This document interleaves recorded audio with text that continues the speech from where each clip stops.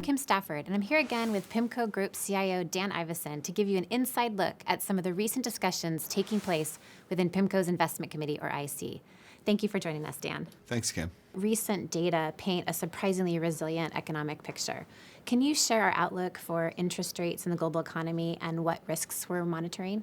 Sure. So the bottom line is that the markets have been romancing a no landing scenario or a soft landing scenario.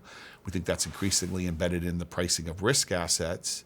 And given some pretty significant geopolitical uncertainty, the fact that there's been a lot of tightening that's occurred thus far, that monetary policy operates with considerable lags, we don't think we're out of the woods yet. We still think that there's at least a chance, maybe a decent chance still, of ultimately a recession or some period of weakness in order to get inflation back down, very, very close to central bank targets or perhaps even at central bank targets.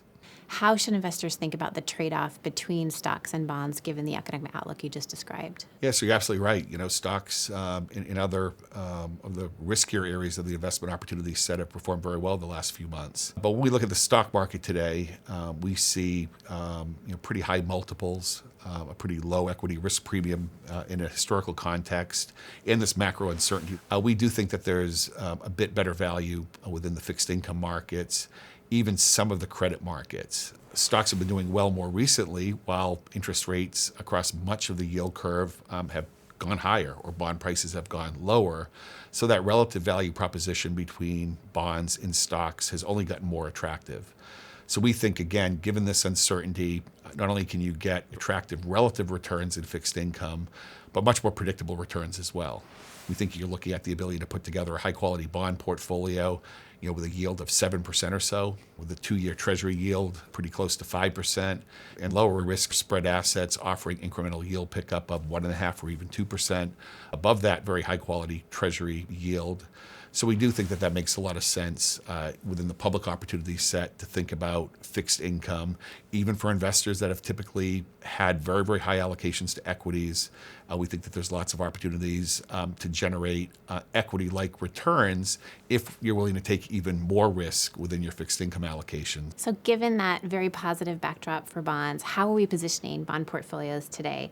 And when might investors expect us to increase our interest rate risk or duration positioning? Sure. So duration is just the sensitivity to changes in interest rates across a particular investment or portfolio of investments. And as we've talked about for some time, with yields quite elevated, with the curve inverted, meaning some of the higher yields in the marketplace are in shorter maturities, investors don't have to take a lot of interest rate exposure to generate very attractive returns. So at these higher yield levels across PIMCO portfolios, we've been steadily taking our interest rate exposure higher. In more index-oriented strategies now, we're approaching more of a neutral type position.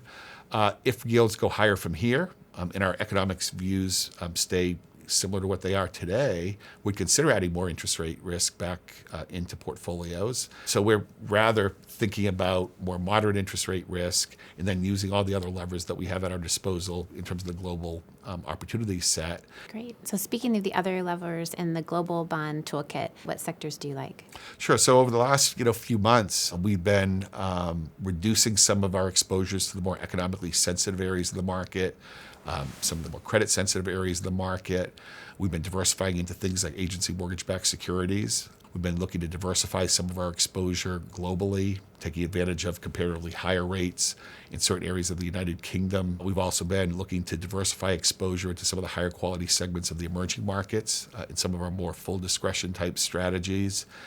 And we're doing that while maintaining significant liquidity. So across most PIMCO strategies, relative to where we've been historically, we do have a lot of flexibility. Flexibility means opportunity to the extent that we do get into situations where other participants in the market need to raise cash, and we can then take advantage of what very well may be more attractive valuations in certain areas of our opportunity set. So you talked about the positive and attractive yields that we're seeing in bonds. Where else are we seeing opportunities in lending markets today? Commercial real estate, tremendous challenges within that sector.